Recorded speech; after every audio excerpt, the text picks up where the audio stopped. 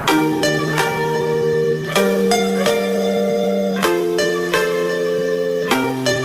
everyone, welcome to my channel. আমি মোহাম্মদ মেহেদি হাসান আরবি, first year medical student from Sylhet MAG Osmani medical college Sylhet.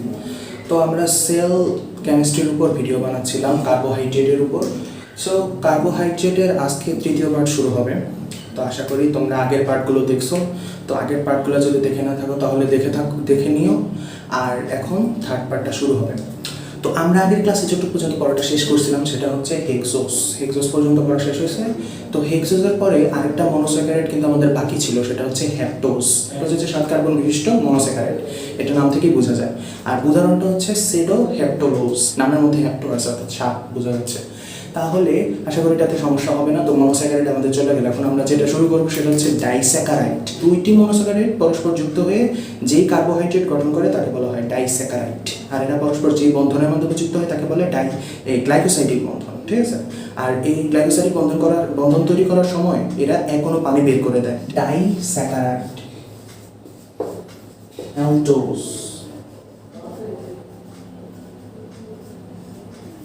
Lactose.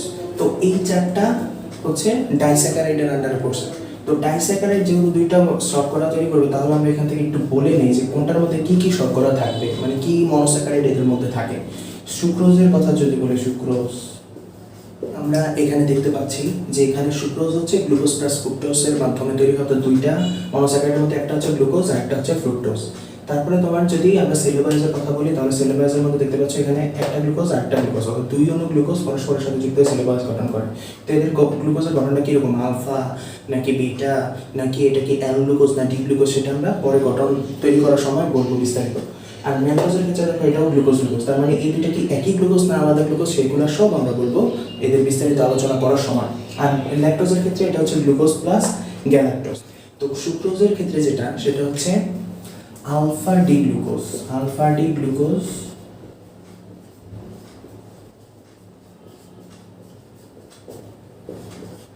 এই দুইটা পরস্পর যুক্ত হয়ে তৈরি করে সুক্রোজ। আর এখনো তো পানি বের হয়ে যাবে।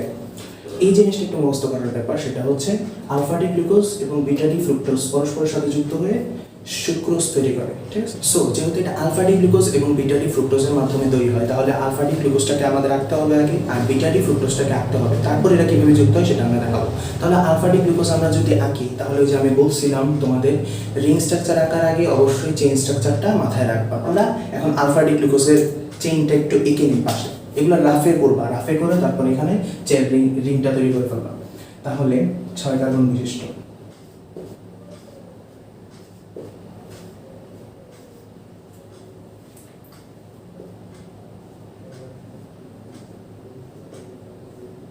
সো এটা হচ্ছে আমাদের ডি গ্লুকোজ। এখন এটা থেকে আমরা আলফা ডি গ্লুকোজ তৈরি করব।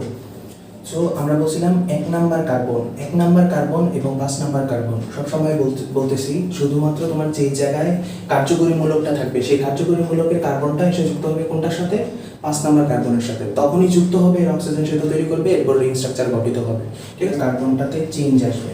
তাহলে এখানে এটার মধ্য দিয়ে একটা অক্সিজেন সেতু তৈরি হবে এটার সাথে এটার সাথে অক্সিজেন সেতু তৈরি করবে। আলফা ডি গ্লুকোজ মানে হচ্ছে হাইড্রোক্সিলটা থাকবে নিচে, আর নিচে থাকা মানে হচ্ছে এখানে হাইড্রোক্সিলটা ডানে থাকা, আর এখানে অবশ্যই হাইড্রোজেন থাকবে এখানে। তাহলে তুমি এটা দেখে সহজে এখানে আলফা ডি গ্লুকোজের রিং স্ট্রাকচারটা তৈরি করে ফেলতে পারবা। তার জায়গা হয়ে গেছে। এখন আমরা বিটা ডি ফ্রুক্টোজটা আঁকবো। তাহলে বিটা ডি ফ্রুক্টোজের চেইন স্ট্রাকচার আর রিং চেইনের মধ্যে প্রথমে এখানে 6 কার্বন বিশিষ্ট আমরা তৈরি করে ফেলি। 1 2 3 4। তারপর বলছিলাম প্রথমে 4টা নিয়ে কথা বলবো, ঠিক আছে? প্রথমে 4টা কার্বন আঁকবো, যদি এটা 2 নাম্বার কার্বন, ঠিক আছে? এই যে 2 number carbon, 3 number, 4 number, 2 number যে বাদ পড়ে গেছে, তার মানে এটাতে এই পাশে হবে হাইড্রোক্সিল, এই পাশে হবে হাইড্রোক্সিল। আমি রিং তৈরি করতে হবে, তাহলে রিং হবে 2 আর 5 এর মধ্যে, 2 আর 5 এর মধ্যে রিং হবে। তাহলে রিং হওয়ার জন্য এখানে একটা অক্সিজেন মূলক আসবে, আর এখান থেকে একটা অক্সিজেন, এখান থেকে এটা বন্ড তৈরি করবে, অর্থাৎ 2 আর 5 এর মধ্যে বন্ড হবে অক্সিজেন। এটা বাম পাশে রাখলে সেটা উপরে হবে, আর উপরে মানে হচ্ছে বিটা, ঠিক আছে? নিচে থাকলে আলফা, উপরে থাকলে বিটা, তার মানে হচ্ছে এটা আমাদের বিটা ডি ফ্রুক্টোজ।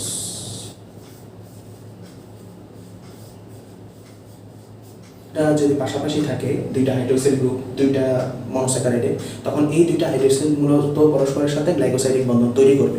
কারণ গ্লাইকোসাইডিক বন্ধন তৈরি করার জন্য দুইটা হাইড্রোক্সিল প্রয়োজন। কারণ হচ্ছে হাইড্রোক্সিল থেকে এই দুইটা হাইড্রোক্সিল পরস্পরের কাছাকাছি থাকলে এই দুইটা থেকে কোনো পানি আউট হয়ে যাবে, পানি আউট হয়ে যাবে।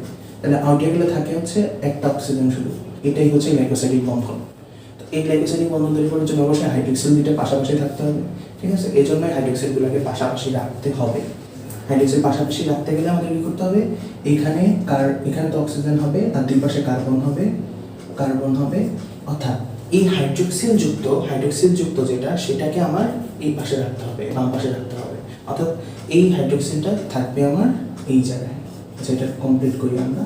এই হাইড্রোক্সিল গ্রুপটাকে এই পাশে রাখার জন্য আমাদের এই স্ট্রাকচারটাকে উল্টা করে নিতে হবে। কারণ হচ্ছে এখান থেকে আমরা যেটা হিসাব করি সাধারণত, সেটা হচ্ছে হাইড্রোক্সিলগুলা আমরা যে পাশে রাখি সেটা হয় ডান পাশে। অর্থাৎ ডানের কার্বন থেকে আমরা এক নং কার্বন শুরু করি, তারপর এটা এখানে গিয়ে শেষ হয়। কিন্তু এখন আমাদের যেটা করতে হবে সেটা হচ্ছে এখান থেকে আমাদের 1 নম্বর কার্বন শুরু, অর্থাৎ এটা 1, এটা 2, এটা 3, এটা 4, এটা 5, আর এরপর 6 হবে। কিন্তু আগে যেটা আমরা করে আসছি সেটা হচ্ছে ডানের থেকে শুরু করতাম 1, 2, 3, 4, 5। এই জন্য আমাদের স্ট্রাকচারটা কিন্তু সম্পূর্ণ একটা ফ্লিপ হয়েছে। তবে এই ফ্লিপ হওয়ার কারণে আমাদের কিন্তু প্রত্যেকটা জিনিস উল্টা ঘটবে, মানে হচ্ছে উল্টাভাবে বসবে আর কি জিনিসগুলো। কারণ হচ্ছে এটাকে আমরা উল্টে দিছি, ঠিক আছে? অর্থাৎ এটা তো জেনারেলি এই পাশে যদি হাইড্রোক্সিল থাকতো তাহলে এটাকে আমরা বলতে পারতাম আলফা, বা উপরে হাইড্রোক্সিল থাকে সেটাকে আমরা বলতে পারতাম বিটা। কিন্তু এখন তো আমরা এই পাশে কার্বনটাকে 1 নম্বর কার্বন ধরি না, তার মানে এই কার্বন স্ট্রাকচার ঠিক আছে, কিন্তু কার্বন আমাদের শুরু হয়েছে এই পাশে থেকে 1 নম্বর কার্বন। গ্রুপগুলো জাস্ট কি হবে, ফ্লিপ করবে। অর্থাৎ এই হাইড্রোজেনটা এই পাশে চলে যাবে, এই হাইড্রোক্সিল এই পাশে আসবে, এই হাইড্রোক্সিল এই পাশে চলে যাবে, এই হাইড্রোজেন এই পাশে আসবে। এভাবে প্রত্যেকটা জিনিসে ফ্লিপ ঘটবে, ঠিক আছে? তাইলে এটা মোটামুটি মিলে যাবে। তাহলে দেখো কি ঘটনা ঘটে। তো এই ফ্লিপ হওয়ার কারণে এইখানে হবে হাইড্রোক্সিল, এই ফ্লিপ হওয়ার কারণে। যেহেতু উপরে থাকলে বিটা হইতো, কিন্তু জিনিসটা ফ্লিপ করছে, ঠিক আছে? উপরে থাকলে আমরা বুঝি 1 নম্বর কার্বনে, অর্থাৎ এই যে 2 নম্বর কার্বন, মানে 2 নম্বর কার্বনের মধ্যে যে হাইড্রোক্সিলটা আসবে, সেই 2 নম্বরের হাইড্রোক্সিলটা যখন উপরে থাকবে, ঠিক আছে, তখন সেটা হবে বিটা ফ্রুক্টোজ, ঠিক আছে? আর নিচে থাকলে সেটা হবে আলফা ফ্রুক্টোজ। কিন্তু এই ক্ষেত্রে ফ্লিপ হওয়ার কারণে সেটা হয়ে যাবে, নিচে হওয়ার কারণেই সেটা বিটা ফ্রুক্টোজ হবে। আচ্ছা, তাহলে এটা চলে গেল হাইড্রোক্সিল। তাহলে পরেরটা কি হবে? পরেরটা হচ্ছে উপরে থাকার কথা হাইড্রোক্সিল চলে যাবে নিচে, অর্থাৎ প্রত্যেকটা বিপরীত ঘটনা ঘটবে। তাহলে পরেরটা কি হবে? পরেরটা হাইড্রোজেন উপরে থাকার কথা, সেটা চলে যাবে হাইড্রোক্সিল উপরে। এটা সম্পন্ন হবে, অর্থাৎ এই স্ট্রাকচারটা হচ্ছে বিটা ডি ফ্রুক্টোজ। তাহলে বিটা ডি ফ্রুক্টোজ হয়ে গেল আমাদের বিটা ডি ফ্রুক্টোজ। আচ্ছা, তো এই বিটা ডি ফ্রুক্টোজের মধ্যে এই হাইড্রোক্সিল গ্রুপগুলো পরস্পরের কাছাকাছি এসে একটা বন্ধন তৈরি করবে, গ্লাইকোসাইডিক বন্ধন। সেই গ্লাইকোসাইডিক বন্ধন তৈরি করার ফলে কোনো পানি আউট হয়ে যাবে, ঠিক আছে? তো আউট হওয়ার ফলে যে ঘটনাটা ঘটবে সেটা হচ্ছে এখানে সব সেম থাকবে, কার্বন, অক্সিজেন, কার্বন 1 নম্বর, 2 নম্বর, 3 নম্বর, 4 নম্বর। কার্বনের মধ্যে যে এখানে CH2OH তো আগেই ছিল, আর এখানে যে হাইড্রোক্সিলটা ছিল সেই হাইড্রোক্সিলটা কিন্তু এখন আর নাই। তাহলে এখানে এইভাবে এটা যুক্ত হবে, এটাকে বলে গ্লাইকোসাইডিক বন্ধন। তাহলে বাকিটা কি থাকে? বাকিটা আগের মতো হয়ে যাবে। এভাবে যে ইয়েটা তৈরি হবে সেটাই হচ্ছে সুক্রোজ,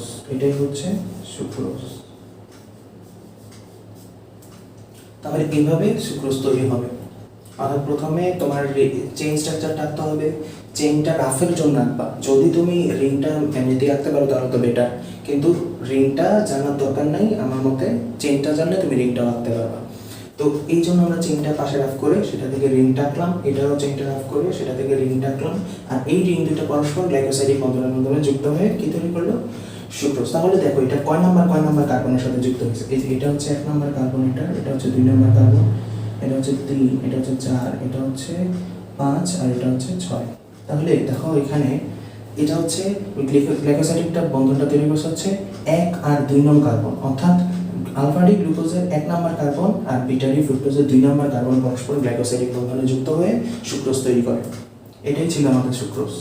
তো সেলুলোজ আর পেন্টোজ দুইটার মধ্যে মিল আছে। যে মিলটা হচ্ছে আগে নিশ্চয়ই দেখছো, সেটা হচ্ছে সেলুলোজও গ্লুকোজের মাধ্যমে তৈরি হয়, আর মেন্টোজটা গ্লুকোজ আর গ্লুকোজের মাধ্যমেই তৈরি হয়, অর্থাৎ 2 অনু গ্লুকোজ, দুইটাই গ্লুকোজ হয়। তাহলে এটার মধ্যে আসলে পার্থক্য কী? অর্থাৎ সেলোবায়োস আর ম্যাল্টোজ যেহেতু দুইটাই গ্লুকোজ, দুই অনু গ্লুকোজের মাধ্যমে তৈরি হয়, তো পার্থক্যটা হচ্ছে যেই জায়গায়, সেটা হচ্ছে আলফা আর বিটার মধ্যে। ঠিক আছে, যখন দুইটি বিটা দুই গ্লুকোজ পরস্পরের সাথে যুক্ত হয় তখন তাকে বলা হয় সেলোবায়োজ, আর যখন দুটি আলফা ডি গ্লুকোজ পরস্পরের সাথে যুক্ত হয় তখন তাদেরকে বলা হয় ম্যাল্টোজ। সেলোবায়োসটা আগে দেখি আর তারপরে ম্যাল্টোজটা আমরা দেখব। তো এখানে সেলোবায়োস,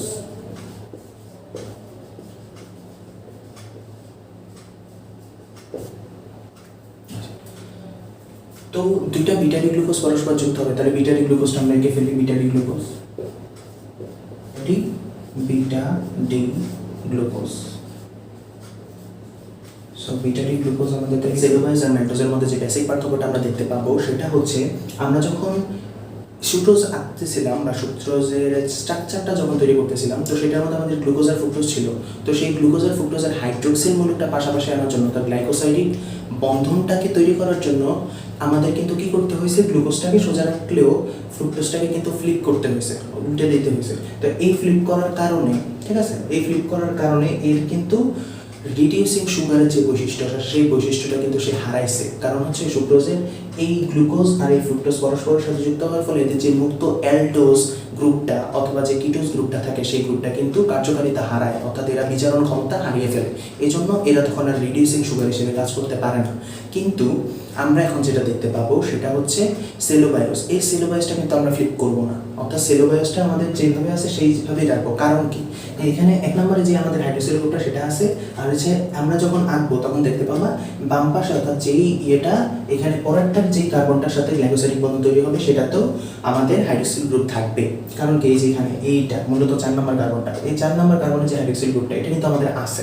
এই জন্য আমরা এটাকে ফ্লিপ করার কোনো দরকার নেই, আমরা এটাকে পাশাপাশি রেখে যেভাবে আছে সোজা রেখেই আমরা এই জিনিসটার মধ্যে পরস্পর যুক্ত করতে পারি। এর ফলে এদের তোমার রিডিউসিং সুগারের যে বৈশিষ্ট্য সেই বৈশিষ্ট্যটা কিন্তু নষ্ট হয় না। এই জন্য আর কি সেলোবায়োসটা রিডিউসিং সুগার হিসেবে কাজ করে, ঠিক আছে। কিন্তু সুক্রোজটা রিডিউসিং সুগার হিসেবে কাজ করতে পারে না কেন? এরা পরস্পর বিপরীতমুখী হয়ে যুক্ত হওয়ার ফলে এদের যে কিটোজ মূলকের যে বৈশিষ্ট্যটা, অর্থাৎ রিডিউসিং সুগারের যে বৈশিষ্ট্যটা, সেই বৈশিষ্ট্যটা কিন্তু নষ্ট হয়। কারণ এরা মুক্ত মূলক হিসেবে থাকতে হবে এদেরকে, কিন্তু এরা মুক্ত মূলকটা, সেই মুক্ত মূলকের বৈশিষ্ট্যটা সে হারিয়ে ফেলে। এই জন্য সেটা তখন বিজারণ ক্ষমতা লাভ করে না। কিন্তু সেলোবায়োসটা বিজারণক্ষম সুগার, অর্থাৎ সেলোবায়োস হচ্ছে একটি রিডিউসিং সুগার। এটা হচ্ছে ফাইনাল কথা। তাহলে এবার আমরা আঁকার মধ্যে চলে আসি। তাহলে যেভাবে আঁকবো, কার্বন অক্সিজেন কার্বন কার্বন, তো এখান থেকে আমরা এবার সোজাভাবে আসবো। এবার পুরো সোজাভাবে লিখবো। এই যে বাম পাশেরটা উপরে চলে গেছে আর ডান পাশেরটা, অর্থাৎ এইচটা কাল্পনিকভাবে ডান পাশে আছে, তো এই এইচটা নিচে চলে গেছে। আর এটার ক্ষেত্রে এইচটা চলে যাবে উপরে, এটার ক্ষেত্রে হাইড্রোক্সাইডটা চলে যাবে নিচে। তো এটার মতোই এখানে আবার একটা হবে।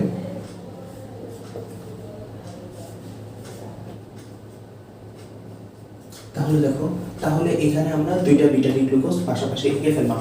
তাহলে এখানেও হাইড্রোক্সিল আছে, এখানেও হাইড্রোক্সিল আছে। এই জন্যই আমরা বলতেছিলাম যে হাইড্রোক্সিল দুই পাশে, মানে এই কাছাকাছি কার্বনগুলোতে হাইড্রোক্সিল থাকতে হবে। মেইন কথা হচ্ছে এটা। তো কাছাকাছি কার্বনগুলোতে এই দুইটার যে কোনো একটাতে থাকলেই হবে। তো এটার উপরে আছে, এটা নিচে আছে, অসুবিধা নেই। কিন্তু তারা হাইড্রোক্সিলগুলো পরস্পরের সাথে যুক্ত হয়ে এখনো পানি বের করে দিয়ে গ্লাইকোসাইডিক বন্ধন তৈরি করতে পারবে। কিন্তু এই দুই কার্বনের মধ্যে যদি একটার মধ্যেও হাইড্রোক্সিল না থাকে, অন্তত একটার মধ্যে হাইড্রোক্সিল না থাকে, তাহলে কিন্তু আমাদের কি করতে হবে, ফ্লিপ করে ওই পাশে বিপরীতটাদের মধ্যে যে হাইড্রোক্সিল আছে সেটাকে এই পাশে নিয়ে আসতে হবে। তার মানে তখন আমাদের কিন্তু রিডিউসিং সুগারের যে গঠনটা সেটা কিন্তু নষ্ট হয়ে যাবে, ঠিক আছে। হাইড্রোক্সিলের সাথে যুক্ত হয়ে এখনো পানি বের করে দিবে, এখনো পানি বের করে দিয়ে এখানে যেটা গঠন করবে সেটা হচ্ছে কার্বন অক্সিজেন কার্বন।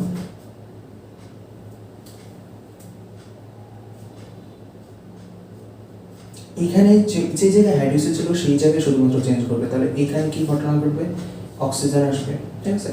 আর এইখানে পরবর্তীতে এটা নিশ্চয়ই এটার সাথে যুক্ত হবে, ঠিক আছে। এটা নিচেরটার যেহেতু হাইড্রোক্সিল ছিল, তার মানে নিচেরটার সাথে এভাবে যুক্ত হবে। আর উপরে হাইড্রোক্সিল, হাইড্রোজেনের জায়গায় হাইড্রোজেন থাকবে। আচ্ছা, এই পাশে তাহলে কি হলো, এখানে সি, এখানে ও, এখানে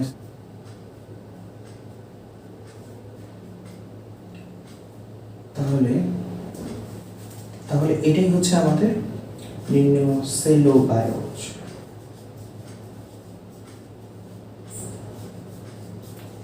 এটাই হচ্ছে আমাদের সেলোবায়োজ। পাশে অবশ্যই সাথে আবার কোনো পানি থাকবে, তো পানি আর কি বের হয়ে যাবে, যেটা সেটা উপজাত দ্রব্য হিসেবে থাকবে।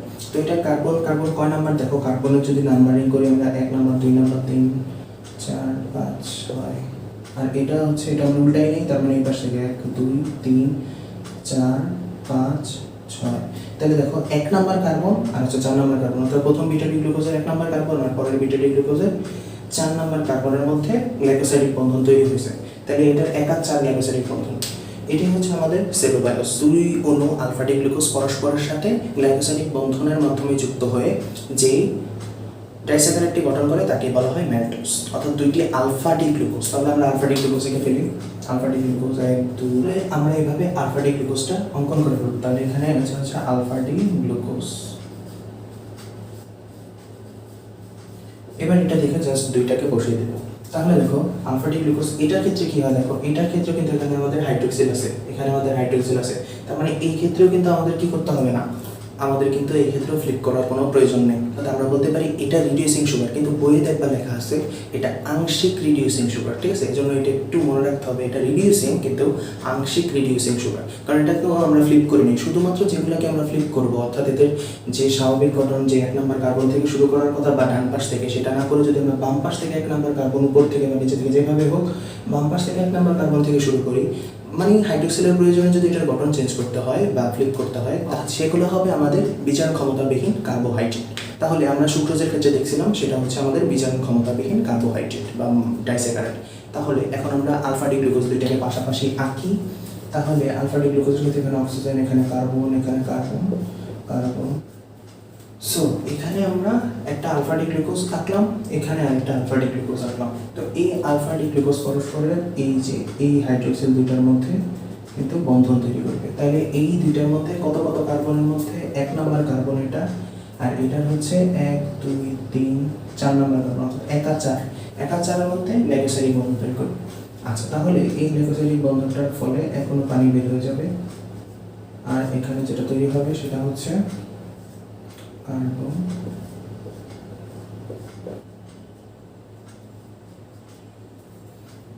তাহলে এটার মধ্যে 1 আর 4 নাম্বার কার্বন, এই 1 আর 4 নাম্বার কার্বনের মধ্যে গ্লাইকোসাইডিক বন্ধন তৈরি হয়েছে, আর এটাই হচ্ছে আমাদের ম্যালটোজ।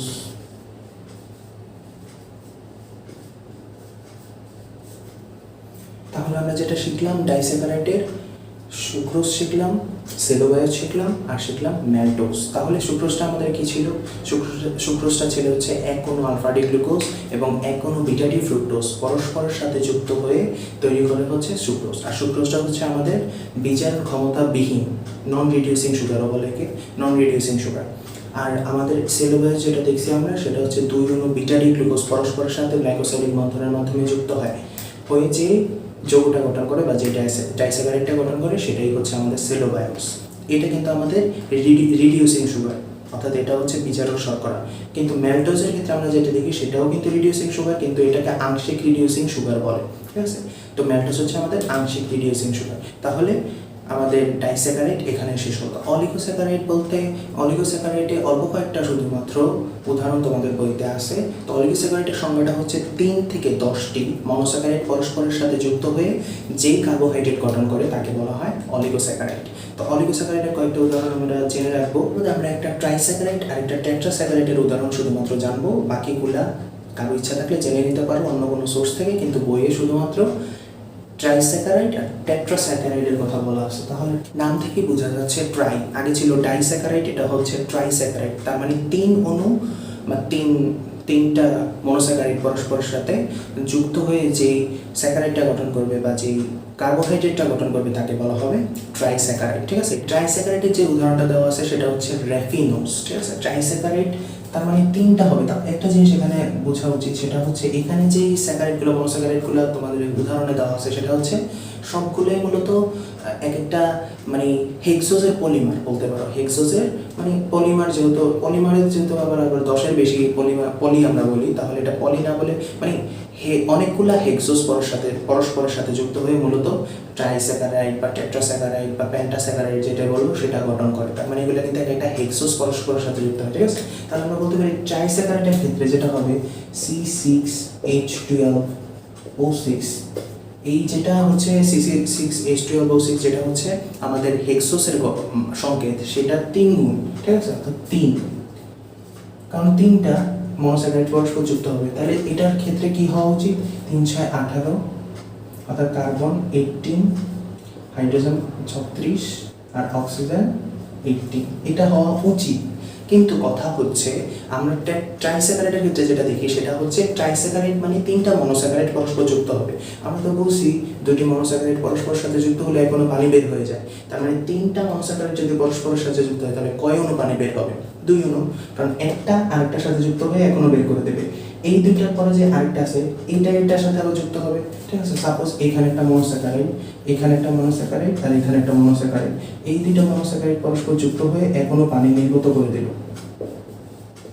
ঠিক আছে? আবার এই অণুটা আবার এটার সাথে যুক্ত হয়ে আরেক অণু পানি নির্গত করে দিল। তার মানে কয় অণু পানি হলো? 2 অণু, ঠিক আছে?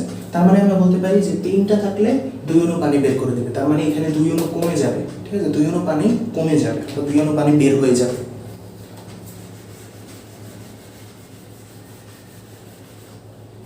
তাহলে এখানে যে ফাইনাল ইয়েটা হবে সেটা কি হবে? সেটা হবে হচ্ছে C18, আর 2 অণু বের হয়ে গেলে কত হবে? 4 কমে যাবে, ঠিক আছে? এটা 4 কমে যাবে, তাহলে H হয় 32।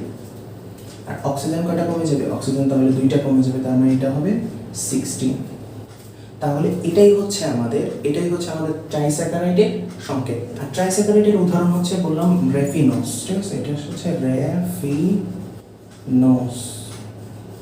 এটাকে এই যে এখানে যে 3টা মনোস্যাকারাইড আছে, তার মানে এখানে 6 কার্বন বিশিষ্ট 3টা আছে। তার মানে এখানে কি কি জিনিস আছে? এখানে যে মনোস্যাকারাইডগুলো আছে সেগুলো সবগুলো হেক্সোস, আগেও বললাম আমরা। তো এই হেক্সোসগুলোর মধ্যে যেগুলো আছে সেটা হচ্ছে গ্লুকোজ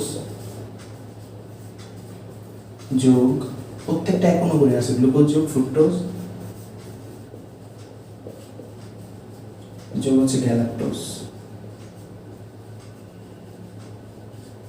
এগুলোর মধ্যে কি কি আছে? এই 3টা মনোস্যাকারাইড এদের মধ্যে পাওয়া যায়, হেক্সোস এদের মধ্যে পাওয়া যায়। তাহলে এটাই হচ্ছে আমাদের রেফিনোস সম্বন্ধে বিস্তারিত। তাহলে এবার আমরা আরেকটা জিনিস আছে, সেটা হচ্ছে টেট্রা, ঠিক আছে? সেটা হচ্ছে একটা হচ্ছে ট্রাইস্যাকারাইড আর একটা হচ্ছে টেট্রাস্যাকারাইড। তো টেট্রাস্যাকারাইডের মধ্যে যেটা আছে, তাহলে টেট্রাস্যাকারাইডের ক্ষেত্রে এটা 4 দিয়ে গুণ হবে অবশ্যই, এটা হবে 4 দিয়ে গুণ।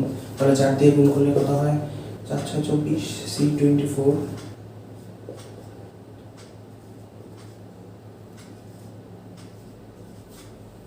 তাহলে C24 48 আর এটা 24 হওয়ার কথা। কিন্তু কথা হচ্ছে 4টা ঘটানোর ক্ষেত্রে আমাদের কিন্তু 3 অণু পানি বের হয়ে যায়, 3 অণু পানি কিন্তু বের হয়ে যায়, ঠিক আছে? এই 3 অণু পানি বের হয়ে যাওয়ার কারণে এখান থেকে কমে যাবে। তাহলে কত হবে?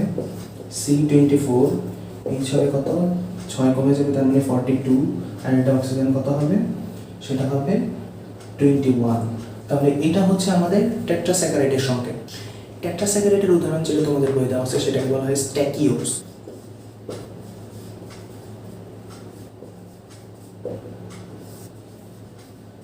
আর পাশে থাকে 2 অণু গ্যালাক্টোজ।